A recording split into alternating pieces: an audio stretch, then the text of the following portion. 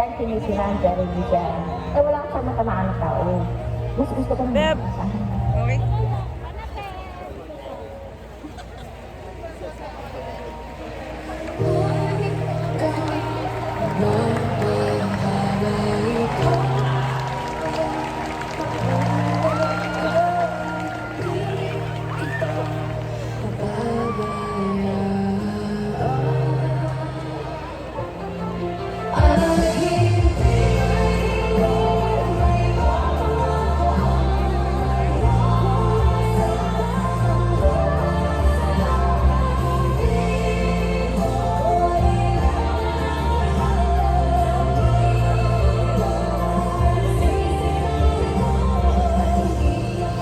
Ako, tuwang-tuwa naman sa mga salita niya.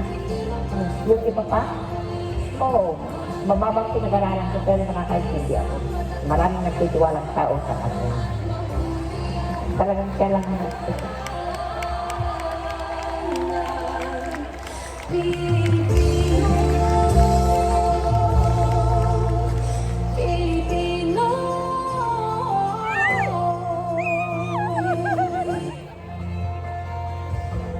Yung first na report of COVID patient was January 2020.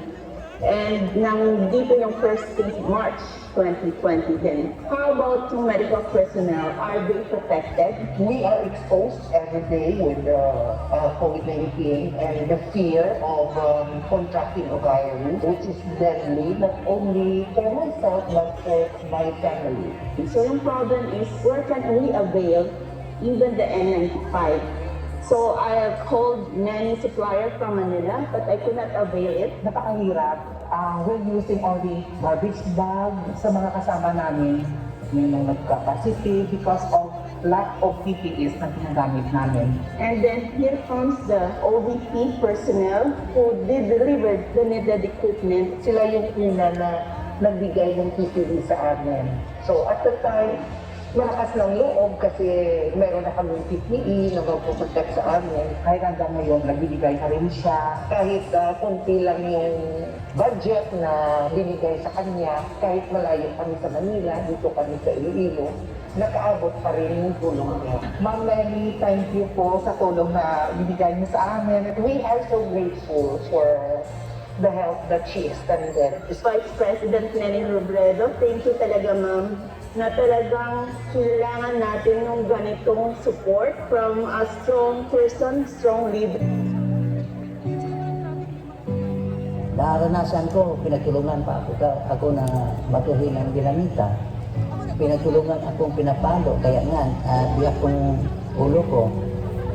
Hanggat sa umabot na binaril talaga ako. Kasi nagpusigil kami na ipaglaban ang karapatan namin dyan sa karagatan. Ako si Norlan Sirigo Pagal sa Barangay Kagawan sa Barangay Alapog, leader sa Interpop, barangay.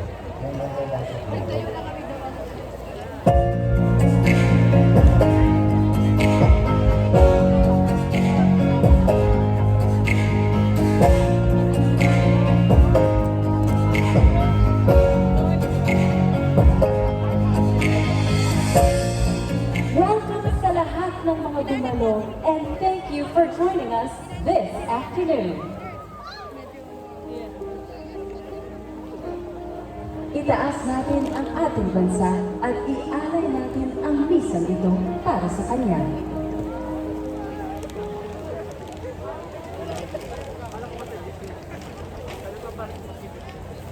Manahimik tayo na ilang sandali bilang paghahanda sa ating pagdiriwang ng misa.